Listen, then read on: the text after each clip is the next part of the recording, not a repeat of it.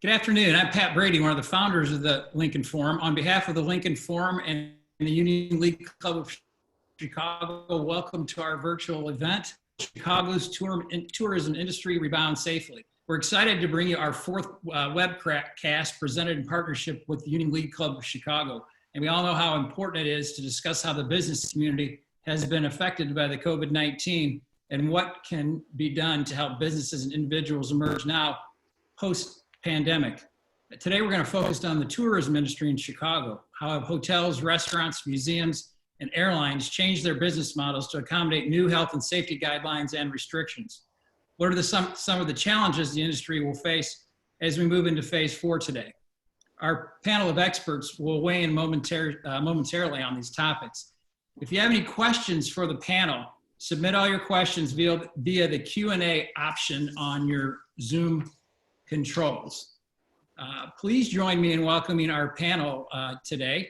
Choose Chicago Board Chairman Glen Ellyn, United Airlines Vice President of Chicago O'Hare Hub Mike Hanna, co-CEO and co-founder of the Boca Restaurant Group Kevin Boehm, Shed Aquarium President and CEO Bridgette Coughlin, Ritz-Carlton GM Peter Simoncelli, and now WGN news anchor and investigative reporter, Chicago's very own and a lover of tourism and travel, WGN's Lourdes Duarte. Take it away, Lourdes. All right, let's begin. Thank you, everybody, for joining us today. I'm so excited to be here. This is definitely a topic that I love, just like many of you. And we know that Chicago's tourism industry is such a gem, and we have to make sure that we keep it going and keep it moving forward. So with that, what I want to do is start sort of general and get each one of you to answer this question. And then we'll kind of delve into some of the more intricate things about the industry and restaurants specifically, hotels, the airline industry. So let's begin with how you got to phase 4, what you're doing to make sure that you're generating some dollars at this point while also keeping consumers safe. So I'll start with you, Peter. Well, as we head into phase 4 today, our hotel suspended operations in late March, but we're a hotel that is not completely closed in that we have these beautiful apartments on our top floor. So we continue to operate, but at a very minimal level. We really right now are just focused on our renovation, which commenced well before the pandemic. It was in December, and we are going to work on continuing to finish up that renovation, which will be completed mid-July. So we're excited about opening the hotel with a brand new product, a guest room product. So many of these rooms have never been stayed in, so that would be a tremendous advantage to some of our guests that are in, making them feel a little bit more comfortable. But that's where we are right now. We'll eventually phase in our operations, both in food and beverage, but at this particular point, this is where we're at.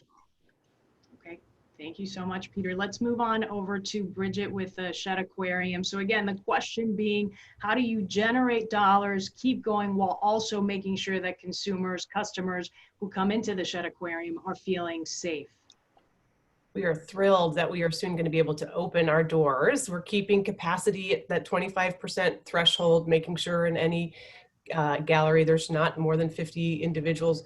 But prior to that, during the 109 days of not welcoming guests on site, we really pivoted and flipped lots of things virtual. So we're on the second week of virtual summer camps.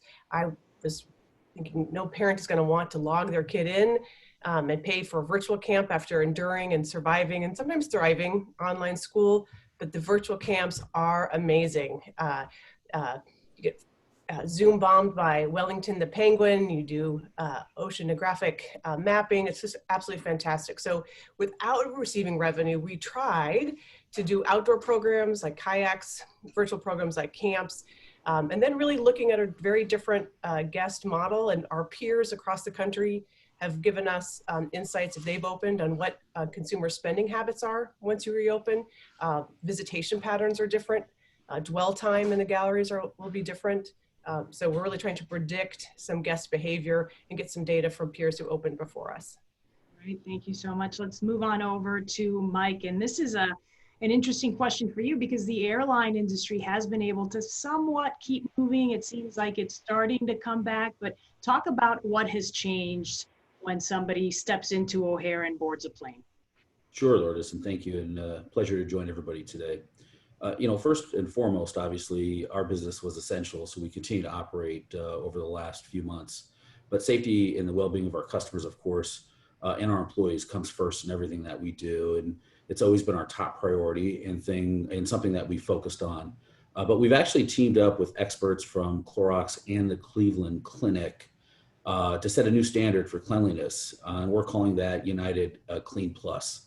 And that's absolutely key for us as we move into and through this pandemic. But we really focused on the entire customer journey from the moment they step into the airport, check in online or check in even on their mobile device, throughout the terminal, onboard the airplane, and of course on the other end of their destination of choice. Really setting some things in place that will ensure not only their comfort, but also their safety. Things like touchless experiences, things like enhanced cleanings, using high-grade disinfectants throughout the terminal areas and the aircraft, HEPA filters on board our airplanes. We've done quite a bit to ensure the comfort and the safety of our customers. And we're seeing customers return, which is very, very good at this point.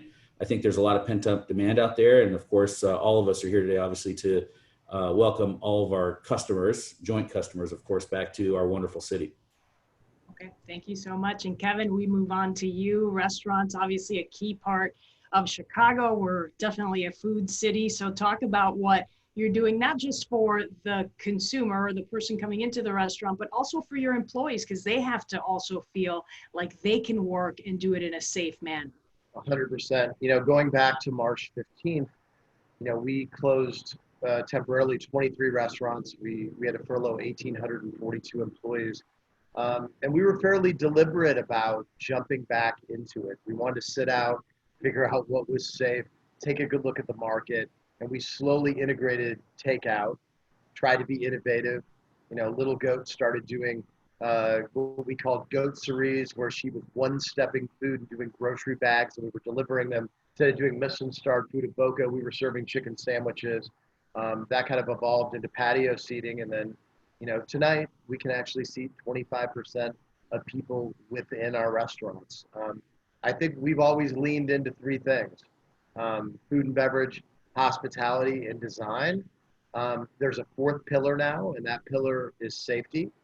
And I already see, not just in our city, but other cities, that there's a separation between operators who are greatly concerned about doing it the right way and ones that are not. And I think that slow and steady, to a certain extent, is definitely going to win this race. And we're incredibly concerned. Our paramount concern is keeping everybody safe and doing not just everything by the rules, but trying to go one step beyond those things to make people feel comfortable. And so we've always been the kind of people who sit around a table and brainstorm and innovate, and so this is one of those moments where you can kind of sit around and try anything. Why not have a table next to your dining table where all your mise en place, everything that you're going to use at your table, not being commingled with everybody else's, and create what almost looks like a surgeon's table next to your table. But also on the hospitality side of things, you can see someone smile behind a mask. So we're looking at all the things we do, whether it be hospitality or whether it be safety, and trying to still be innovative, be a leader, and make a really safe place for people to come out and get together and commune again, something that I know everybody's dying to do. But we got to do it in the right way, or we become Texas or Florida. So I think this is one of those moments in life where it is not about the small us, it's about the big us. Yes. And we all got to kind of police each other and make sure that we're all doing it in the right way. So that's what our thinking is right now. Great answer to then lead into Glenn. Yes. Glenn, I want you to piggyback off of what he said and what you see just collectively, because you're dealing with all these, you're dealing with restaurants and airlines and hotels, and how you've worked together with all of them. Yeah, well, thank you, Loris. And I think, Kevin, thanks for teeing it up so great for me. You know, I think we've just obviously been driven by, at Choose Chicago, been driven by the science and the great disciplined leadership of our governor, our mayor, and Dr. Ezike and Dr. Awardi, Chicago's public health commissioner. You know, the way they've been handling COVID has speak volumes for our city. And just the way that they've used the science and public health measures as a North Star for us to reopen. And, you know, as a former scientist myself, I just believe that the science will always prevail. You know, we going into this pandemic and this crisis 3 months ago, there is no magical template or marketing tourism template that says how we would go forward. So, you know, we obviously want to come out of this being viewed as an intelligent and responsible choice for visitors. And I think, you know, Kevin hit it on the nose, is that the last thing that we want to do is be seen as a place that has worked with a bunch of patchwork measures to hurdle to this rapid reopening, as we're seeing some of the COVID hotbeds in Vegas, in Texas and Florida, as a result of not really paying attention to the science and the public health data. And so, you know, we saw this as sort of an unprecedented challenge and a need to have an unprecedented action. And it goes back to what Kevin was saying, is that we as Choose Chicago and as a board and the leadership felt that we need to rally the industry. And we, in March, even before it started to get really bad, brought together initially 100 partners or so to really start to think through how are we going to go through the steps that we need to reopen, how our business will fundamentally change in the future, and when the right time is to welcome tourists back. So we call this initiative Tourism and Hospitality Forward. It is a pledge for 4 parts. Socially responsible planning to ensure the safety of our employees and guests, dedicated and strategic engagement in developing the phase plans we need to restart, reopening from a local and then regional approach, and really leveraging all of the city's dynamic resources and assets, because we know that cultural attractions and restaurants are going to be critically important to elevate and to market as we get through the earlier phases of reopening. And then at the end, just really how can we all rally together for unparalleled advocacy that we're mutually beneficially creating opportunities for each other instead of competing with each other in this environment. Good answer. You said it well. You know, I worry so much about the smaller, let's say, restaurants or smaller hotels that may not be able to survive this, right? Because you're talking about 3-4 months where they've gone without dollars, without generating revenue. And then on top of that, and Bridgette, I'll address this question to you, they have had to spend so much money to even reopen. And we talked about this earlier this week when we connected. So I want to give Bridgette a chance to answer this question. Bridgette Coughlin, she is the president and CEO of the Shed Aquarium. Someone was asking me to make sure that I mention your titles as I had the question to you. So. I renamed myself, so. Thank you. You know what Kevin said really rings true. This is a time for belt and suspenders and an elastic waistband. So we all know the requirements of the phases. I think the city and state have provided very clear, consistent guidelines with numeracy and a way to actualize it. But you need to go above and beyond that, because you need that comfort level for your staff and the comfort level for guests. And so air handlers, deep cleaning every night, sanitation protocols, and that all took infrastructure to purchase. And so to your point, Shed Aquarium has the opportunity to ask for philanthropic dollars to help support the need to purchase all of this. You know, we've installed almost 800 signs. Now those are counting every little decal on the floor of the aquarium to stand 6 feet apart. We're actually gonna have dolphin decals, don't step on the dolphin, because the dolphin's about 6 feet, and put those on the floor to distance people. But to you know, approximately $200,000 just to purchase the signs, purchase the equipment, training protocols, masks for the staff. So beyond not having revenue, there's a great expense to doing it right. if all of you had to put a percentage on the amount of restaurants, hotels, the entire tourism industry that will not survive this, where would you put that number? And I hate to talk about something like that, but I think it's a reality right now. Glenn, I see you shaking your head, so I'll let you answer that. I mean, are we talking about 30% of the industry that may not come back from this? I don't quite, have to zero in on a number, have that number because it really varies, obviously, across the city. But I will say that, you can rest assured that unfortunately, there is going to be a critical part, especially within our neighborhoods, that are so unique and that have been with us forever that will more than likely not come out of this on the hopeful side. Anybody else have some insight into that? The James Beard Foundation did a survey recently, and the results were that 4 out of 5 restaurants were not sure if they were going to be able to reopen or not. I think a city like New York has probably took it the worst. They're talking about 60% of restaurants not being able to return in a city like that. You hate to guess at these kind of numbers, but if you had to pin me on a number, I think 30 to 40% of restaurants will close across America. I founded with several other people the Independent Restaurant Coalition right after the state mandate to close. And this is everybody from Kwame Onwuachi to Tom Colicchio to Naomi Pomeroy to it's all over the Donnie Medea, Rick Bayless. There's about 140 of us, and we've been fighting, 1, to extend PPP, which we were able to do, and 2, try to build a stabilization fund. We have a bill right now in the House and in the Senate that would be grants for restaurants, and we're working hard every day on a grassroots approach to be able to do that for restaurants, because without it, it's going to get pretty ugly. I mean, if you just look at my company as a microcosm, the kind of sales that we're doing right now is like we're doing 15 to 20% of what we were doing before, and the rents don't change. I have a property here in Chicago that the rent is $2 million a year. So it's a very ugly time for a lot of people. That's the reality.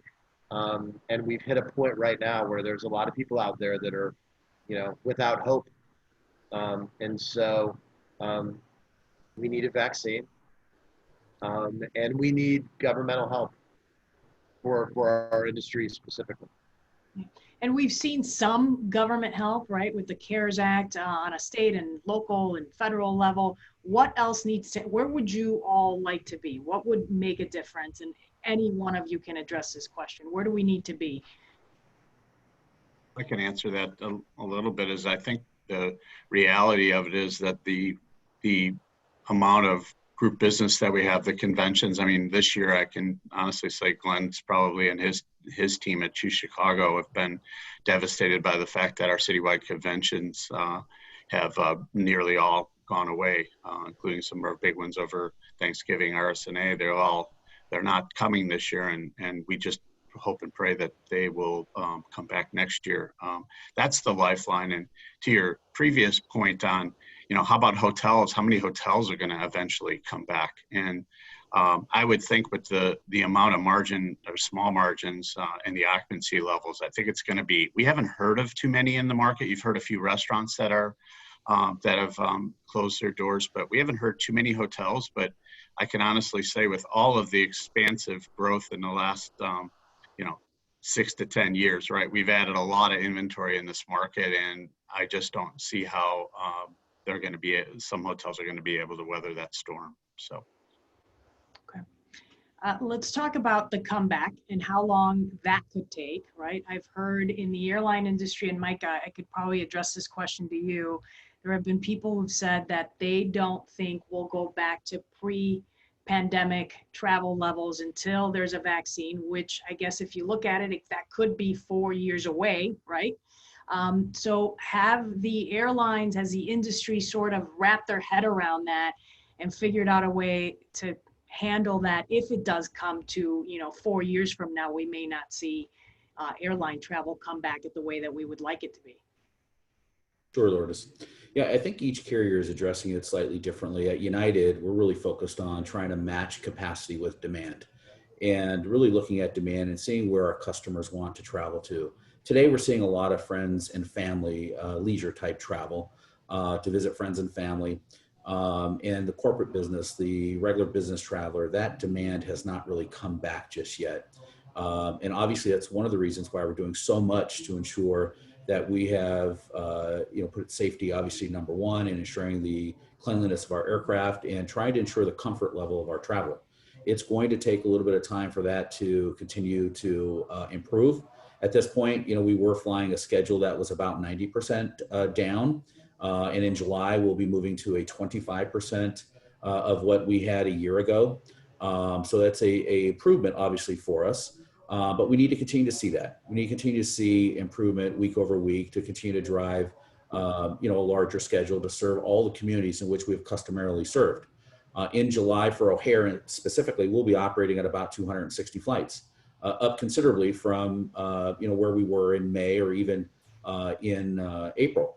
So we need that to continue. We need customers, obviously, throughout our cities to continue to wear their masks and promote social distancing and not see a spike in our city so that we can continue to see this type of demand continue to improve. And I think that's very important to remember. We will match capacity and demand to ensure that we can provide the service to bring customers and patrons for all of our businesses to our great city. What about business travel? Do you feel like companies overall are feeling confident enough to get an employee back on a plane to travel to, California for a business meeting? Are you seeing any of that moving? We've seen some improvement, but I think we're still a ways away from seeing that come back like it was previous. But I think that's an evolving situation in terms of how companies are feeling. And that's why I keep referring to the United Clean Plus commitment, because it's important for us to do those things. Without that, if our customers don't know what we're doing, then they assume that we're still where we were 3 months ago. And we've done so much to enhance the cleanliness of our airplanes and ensuring that we put not only customer comfort and customer safety, first in everything that we do, but also trying to communicate that and ensure that they're aware of it, because then they can make the decisions that's right for their own business. I heard somebody talk about they think domestic travel will be very, very popular in the coming year or two, where maybe a family will no longer book a trip or be looking at going overseas. They're going to focus really on what's going on in their immediate surroundings. Glenn, do you want to talk about that? Yeah, sure. The research shows that for starters, 84% of United States citizens that are planning on traveling are staying put in the United States. So I think with that is we saw research that says 79% of them will be doing research on cities to check out how they're really managing the COVID situation. So folks are really, and that's up 15 to 20% that we've seen in past years in terms of doing pre-research on a destination. So I think it's just going to be ultimately critical. And that's one of the things that we've been working with our partners on for our Tourism and Hospitality Forward initiative, to make sure that we're very transparent about some of the things that we're doing, to make sure that we're providing the safety that these guests are looking for as they come out into this new normal. One of the things that we're encouraging them to do is, one, work with our partners to plan your itineraries in the past, in advance, and to really be transparent about some of those protocols that our partners have, just so that they can make the visitors feel safe. But absolutely, we are, bar none, focused really on that local, suburban, our 9 neighboring states who know us very well, who typically are 78% of our travel base, or the 70%. So we're zeroing in on them. They know us and they already trust us. With that, let's turn a little bit to marketing, right? We're at a time when the entire world is kind of competing for this little piece of the tourism pie that we have, the few people that are traveling right now. So how do you compete with other areas that are putting up just as much effort to try to bring people in the door, right? I just was reading something. Spain has launched this entire marketing campaign to try to get people to come back to the country and travel there. Bridgette, you shook your head. That means you. We were looking at similarly, Germany has done a fair amount of that they're ready as a country and to travel within the country. We know that the drive market will be of paramount importance for us. I'm sorry, Mike, and United Airlines. It's with apologies to my wonderful fellow panelists. We also know the spend patterns, the tourism patterns of local versus non-local tourists and which museums they choose to go to in the hierarchy. They'll pick maybe 2 instead of 3, for example. There's an initial peak in how they spend in the gift shop when you first open. So the per cap is up. Similar for things at the restaurant that people, there's pent up demand, so their table bill is higher because they're getting dessert. Once they finally get in the restaurant, they want to stay and enjoy it. So I think catering to those local people who are more familiar, and yet you need to reassure them. So it's not only a local audience, it's those that are more familiar with our brand. That's why they're seeking it, because it's safer, and then you just need to reassure them all that more. Sorry. I just wanted to double piggyback on Bridgette. For us, and we've seen a lot of these other places get out first and fast with a lot of these marketing campaigns. And now, like Vegas, they have to retrench in Florida because of the COVID spread. Like, one of the things that we really wanted to do is hit the right tone, because the safety message is so important and key. Because the travelers that we're going after and primarily, focusing on, they know us. We just want to remind them that Chicago is also not only just as going to be a safe and responsible choice for them, but Chicago has so many different experiences in one city. You have to combine 3 or 4 of those destinations that we're competing with to really match up to what we have to offer. And we're coming out with a campaign soon over the weekend that really talks about how we're one Chicago with all these different experiences that you can really take on. And that's authentic and honestly real. Kevin, how about for you? How do you compete knowing that everybody else is sort of on the same boat, and that people right now, the consumer, they're at times are spending fewer dollars because they're afraid of what is down the road a year from now. So they're being watchful of how they're spending their dollars, right? Well, I think we benefit from the fact that we have been in Chicago for 20 years, and you kind of lean into loyalty a bit. We have a lot of customers who've been with us for a long, long time. And one thing that we've tried to do is continue the conversation with them this entire time.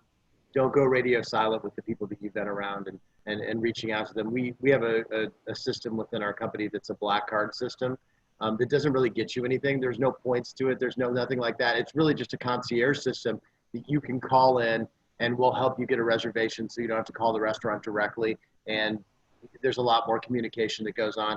And so I think it starts with that. It's just having a lot of communication with our guests, using social to tell people exactly what you're doing to be safe. And then it's bury your head and do the work, man. It's do what we've always done and try to give great hospitality within our places that's safe. And I think that people right now are dying to come out and commune in our restaurants. And as long as we give them a safe place to land and to be in, I think they're gonna come back out. We've always had a healthy restaurant economy here. I think that there's half the people right now that are scared to come back. There's half the people that are really anxious to come back.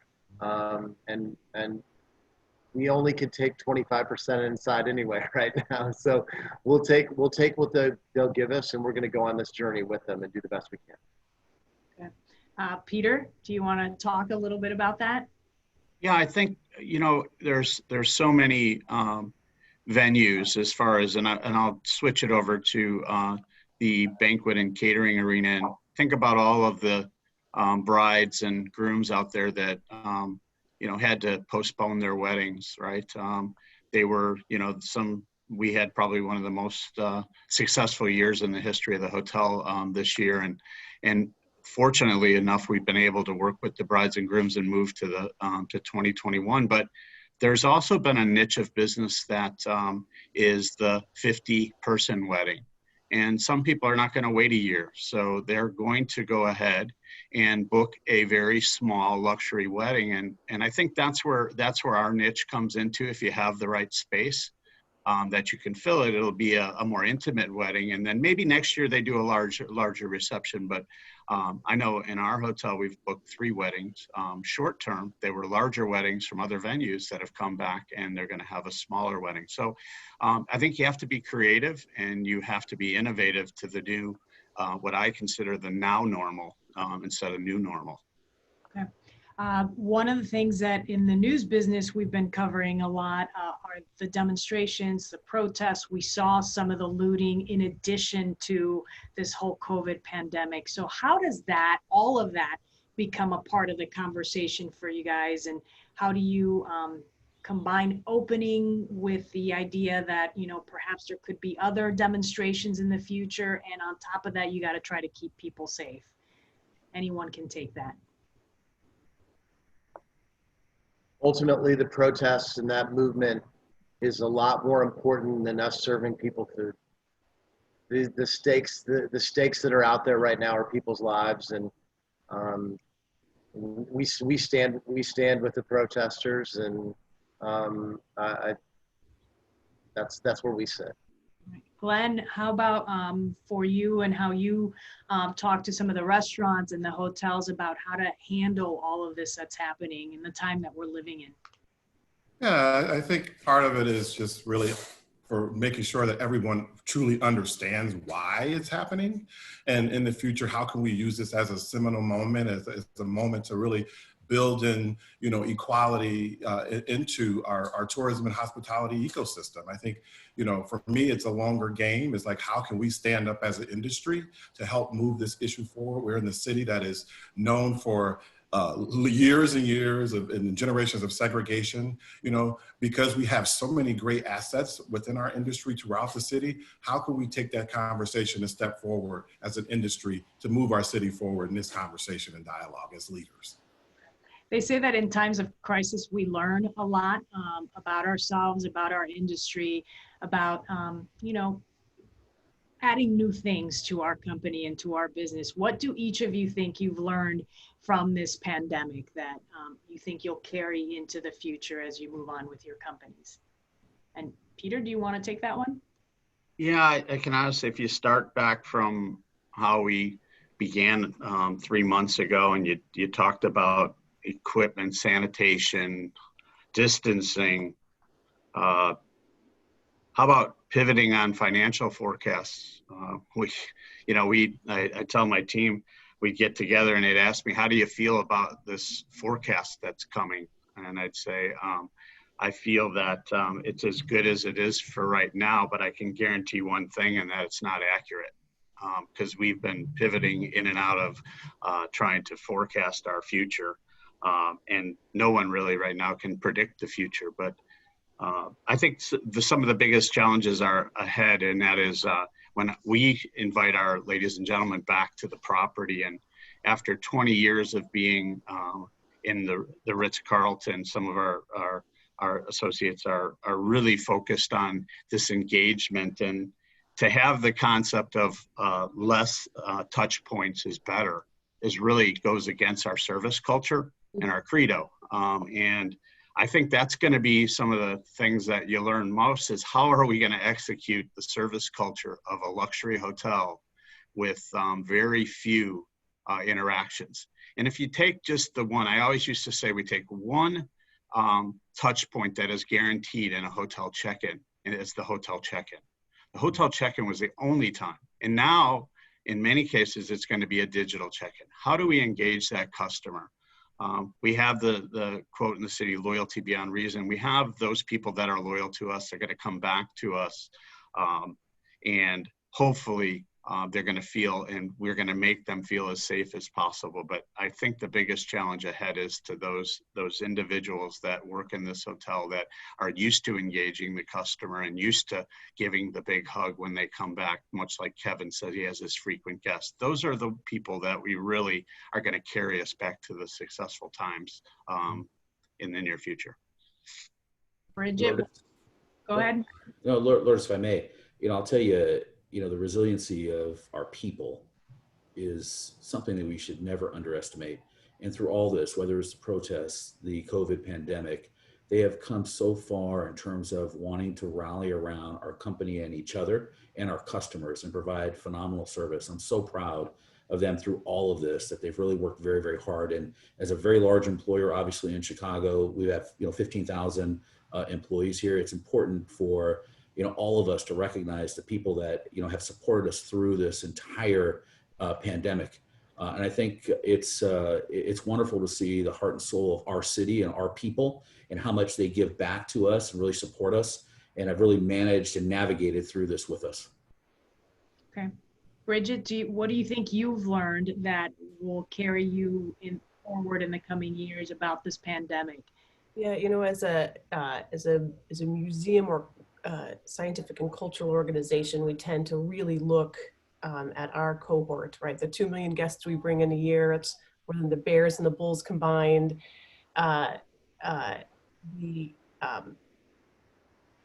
To Kevin's point, it's an opportunity to kind of pull back and look broader.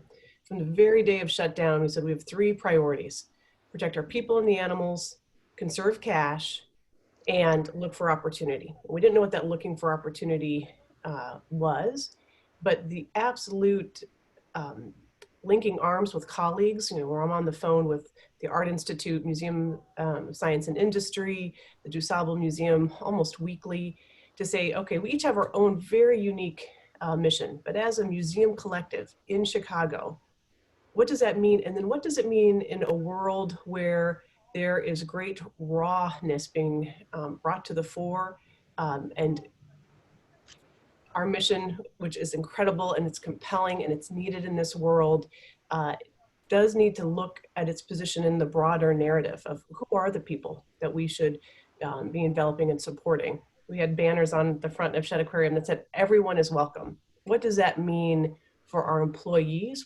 Let's do some really deep listening and some self-evaluation of, are we a fully, deeply, autonomically inclusive organization as an employer, as a volunteer base, and then who we serve, and then how does that get amplified to our partners? How can we learn from them in the museum world and then the community? So while we are very excited to welcome guests back, and I'm proud that adversity bred innovation, right? If you would have asked me a year ago, could we do online camps in 2 weeks? I said, well, that's really tough, but we did it. But let's just pull back for a second and look at the city we're doing this in, and then this moment in history that we're doing it in. And I think the one key learning is that, I know we've got great Midwest grit. I love it. But I have never seen stronger, better partnerships through this. Partnerships with United Airlines, because we needed to get some staff back real quick. Partnerships with restaurants who have fed our staff. We had 60 staff who had to go on site through police checkpoints during the riots and protests. So partnerships with restaurants. I mean, the partnership world in Chicago really reigns supreme. Kevin, how We could have all gone it alone, right? We could have all hunkered down about our business and our museum and our company, our hotel. It could be, every person for themselves, but we didn't, and we still won't. And so this idea of linking arms and Chicago Strong is really needed now. We're all part of the same community. Yeah. Kevin, how about for you? What have you learned that you will carry for the next years, as you, whether it's the way that you manage or the way that you operate your business? What has changed? So I think in moments like this, character is often not defined, it's revealed. So I think that I started with doing kind of a detailed inventory of all the people that I work with. Rich Melman, I heard him say years ago, you can't do a bad deal with a good person, you can't do a good deal with a bad person. And there are a million little things that happen when something like this does, from negotiating with landlords to seeing people in your own industry bonding together. And I've never been more proud of my own industry and how we bonded together as teammates and friends and shared best practices together. And it's made me really happy to be a part of it. You know, the day before the state mandated us to close all of our restaurants, my mom passed away. And so sometimes you have a crisis within a crisis, probably the hardest time of my life. But my mom had always said to me, and she said this in the last letter she gave me, she said, whenever there's a problem, remember every problem has a solution. Find the solution or be the solution. And I think a lot of people, especially in my industry, whether it be the pandemic or whether it be Black Lives Matter, these are things that have given our industry, have given people the opportunity to evolve. And you can either close your eyes to it or you can take advantage of it. And so I think that's what I've learned through all this, is to like take a really critical look at everything that we do. And we're just trying to take this opportunity as a silver lining to become better on the other side of this. And we might be a smaller, tighter company on the other side of this, but we'll be a better one. This next question is going to go to all of you before I open it up for some of the viewer questions that we've got. When is that moment what are you looking for? Basically, what is the moment that you think, okay, we are past this, the pandemic is over, we are ready to kind of open up and be the way we used to be, or even better than we were before 2020? Like, what are you watching? Kevin, do you want to take it? What can you say that one more time? What will be the moment that you think we are past this pandemic? Do you think, other than a vaccine, obviously? Other than a vaccine? When you can open up a brand new restaurant, would that be the answer? That's certainly part of it, because I'm going to have to do it. So we're opening a restaurant in Los Angeles right now, during probably the worst time that you could ever do that. We're going into a city that we don't have infrastructure. We're going to have to hire people. All that is going to be interesting, and it's going to be a big challenge. I don't know if there's going to be a singular moment. That's not the way that I think. You know, the Buddhist in me, you know, the only moment that I'm thinking about is the moment that I'm in right now, and we're just trying to get better every single day. So this is what's happening right now. We're all in the middle of it. I don't know if there'll be a singular moment. I'll tell you one of them is going to be tonight. For the first time since this whole thing's happened, I get to stand up in front of a staff inside one of the restaurants and give pre-shift.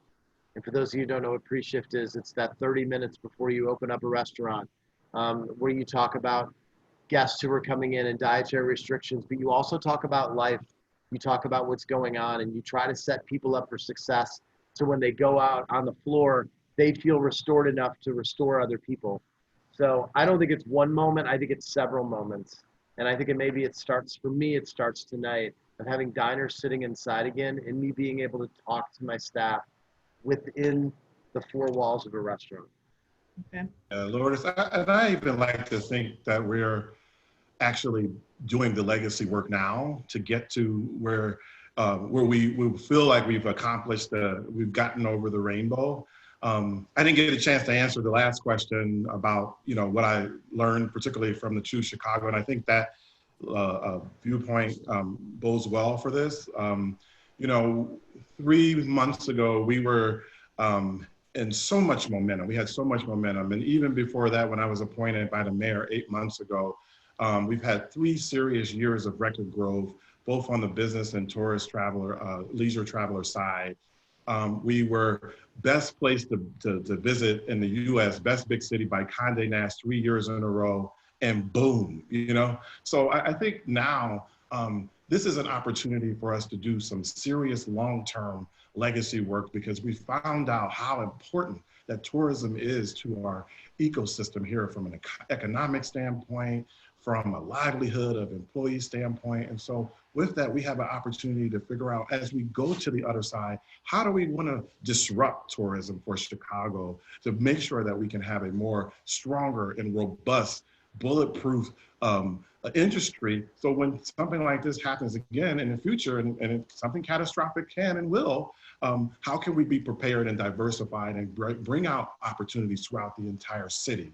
But also use this as a moment, because we are inviting people from around the world now that are coming here and around our state. How can we use this as an opportunity to demonstrate Chicago's relevance as a brand, as a big city of big thinking and cultural trends that can be modified and actually replicated in other cities outside the Midwest? Peter, how about for you? Is there a moment that you're looking forward to? Yeah, I think, you know, if I was to say what does success look like, it would be the success of every one of the other panelists that are here today.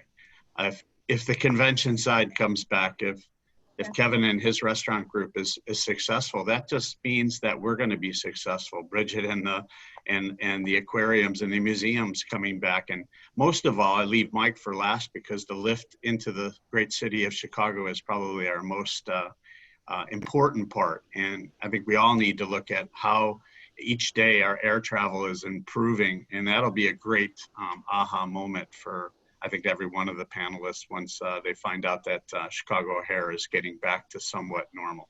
Is there a moment for you, Mike? Yeah, absolutely, and a perfect segue from Peter. Thank you.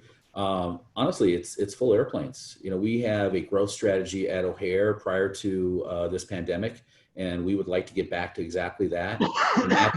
Matching capacity to demand is going to be key. And if we have full airplanes, then obviously we need to continue to make adjustments, continue to expand our schedule. And doing that obviously serves so much for all of these businesses and all the folks that we have in our community. And we're there to provide exactly that. We just need, obviously, to see full airplanes again, and that's going to help us grow our schedule faster. Okay. And I will, Lourdes, mention one more thing. I'm sorry.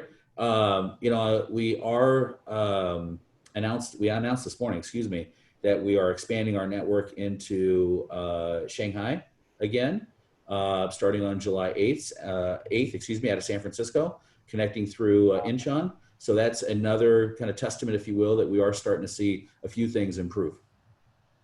Yeah. My internet connection went wacky for a second here, but I think you said you're flying into Shanghai.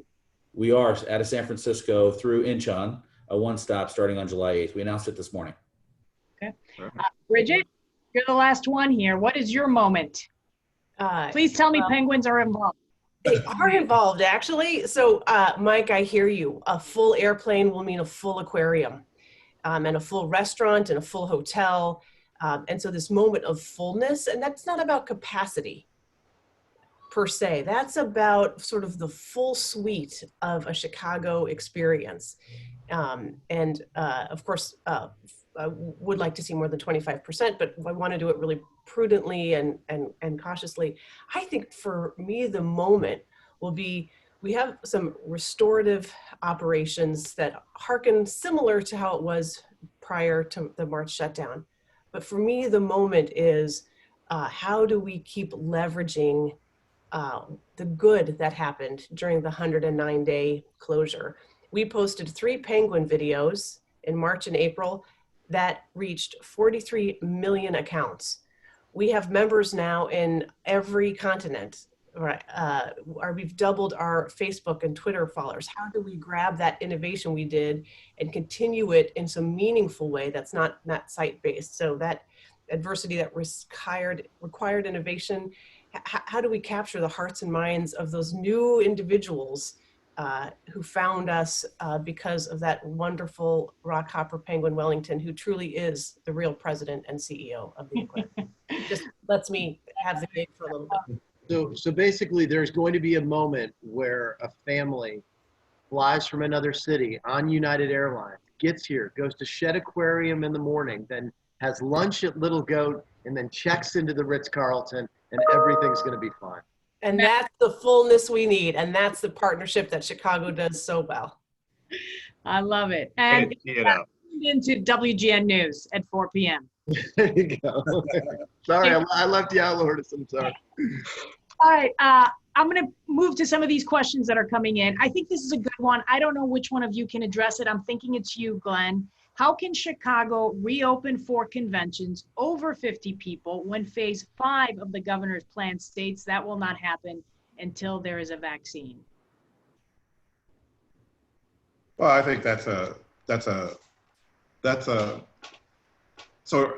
sorry, Loris, the question kind of hit a little bit. So they were saying after. How can we open?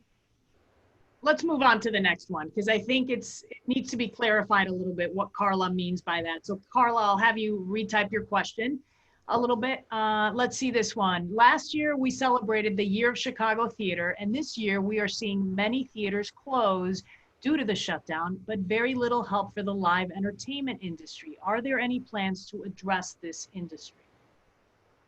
I don't know if any of you can answer that. Let me move on to some of the other ones.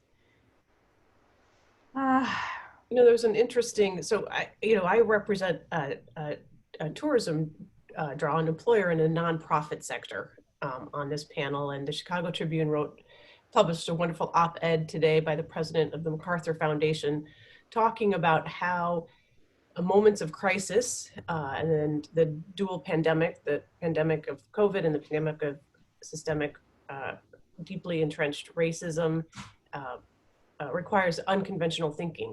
And part of that is how the foundation world needs to think about how they participate in supporting nonprofits, including live theater, right? Nonprofits employ 10% of all private employers in the United States. And so how does the philanthropic world heed that call? And so the op-ed is a wonderful sort of call to action for foundations and philanthropists to think unconventionally during this unconventional time, and it explicitly addresses, I think, the need for live theater, such a critical lifeblood of this city and humanity. Okay, I'm reading through some of the questions, and I think some of them require a little bit of research, so I'm going to try to skip through those. But I think this is a good one. Steve Zielinski wrote in, Kevin, I know 25 to 50% occupancy is not an option for restaurants to be profitable, especially when they rely on multiple turns at night. Is there a percentage of occupancy that will work, or do you think most folks will wait until there's a vaccine to reopen inside dining? Well, I think there's a few things at play here. So the reason that the PPP as part of the CARES Act was so important is that during that period for the PPP, it helps pay your employees, it helps pay your rent, and it makes the 25% dining and 50% dining viable during that time. But there's a certain point where that's going to run out. And it's going to be very, very difficult for restaurants to survive if they're still sitting between that 25 and 50% and still paying the same amount of rent that they were before. Restaurants are also very, very tricky. You still need to have a cook on every single station. It makes us, the business, along with hotels, probably the most vulnerable during this time. That's why we're pushing for a stabilization fund. The PPP got us back open. The stabilization fund keeps us open.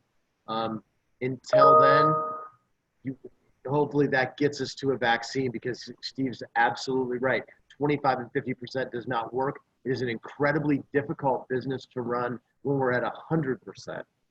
So that's why a lot of people are looking at completely changing their models to fit low occupancy. But it's going to be hard, and we're going to lose a lot of restaurants. There's going to be a lot of casualties. For everybody out there, talk to your representative. There is a bill in the Senate with Senator Wicker. There is a bill in the House with Representative Blumenauer for stabilization funds for restaurants. Talk to your senators, talk to your representatives. Yeah, let's talk about that, because as a consumer, as someone that can't wait to go out to restaurants, is excited about this, what can we at home do to help move the conversation along and maybe help you guys out? What can we do at this point other than ordering takeout or stopping for outdoor dining? What can we do? Ordering takeout is certainly a part of it, but contacting your representative goes a long way. If you go back to March 16th, they were kind of, when they built the PPP originally, they built it thinking that it was going to be a 3-week problem. I don't know if you remember Trump thinking that everything was going to reopen on Easter Sunday and it was going to be a magical day, that magical day that never happened. it turned out it's a much bigger problem than that. And so they were, they were kind of, building the plane while they were flying it. We were able to get in there, make some effective changes. But that came through with a lot of people doing grassroots, talking to their representatives, and eventually got a unanimous consent in the Senate to make these changes that help the restaurants. Now that same thing has to happen with a stabilization fund. I really do think that's the only thing that's going to save a lot of people. And as I think Glenn mentioned earlier, restaurants and bars define neighborhoods. They define cities. They define entire countries. Imagine, look at the West Loop and how the West Loop was built out of Publican and Girl and the Goat and Au Cheval. Those three things going there when there was nothing else there, and look at it now. Those three things were the match that lit that neighborhood. It's such a part of our society, and it's really important. And so other people, like other industries, have gotten bailed out throughout history, a lot of times due to their own failures. We just want to go back to work. We were mandated to close. So I think continuing that conversation that says, here's a business that's getting unfairly maligned, and in the past we've helped out Fannie and Freddie, and when Chrysler couldn't build an economical car in the late 70s, we gave them $1.5 billion. We're just asking to survive. So I just want that dialogue to continue. I've got about 2 minutes. Oh, sorry, Lars. There are several medium-sized local museums, and they haven't gone public with this yet, but that 25% attendance doesn't give them there gives no margin. And so it's a lost business proposition. They just simply don't have the capacity to run that. And so they, despite us being able to open now to that capacity, they will not until they get closer to the 50. And these aren't small museums. These are significant medium size and pillars of Chicago society. And so I think that and these are museums that provide curriculum to Chicago public schools and field trips and safe havens for teens to go to after school. And so I echo Kevin's, what you can do besides try to be patrons of virtually or distantly, really be dialed into what's going on in Washington, D.C. for relief efforts and the restrictions of those relief efforts, because we have museums that cannot open who are a named partner for early childhood education for Chicago public schools. And so it's not a tourism thing, it's bedrock of the local community. Hey, Loris, real quick, I want to say that's absolutely right, Bridgette. But I want to make a quick announcement that, this is a very milestone moment for us with this reopening and going into phase 4. So if you need to, if you want to know what's open, please go to choosechicago.com and see what's open, and also see some of the offers that our partners have.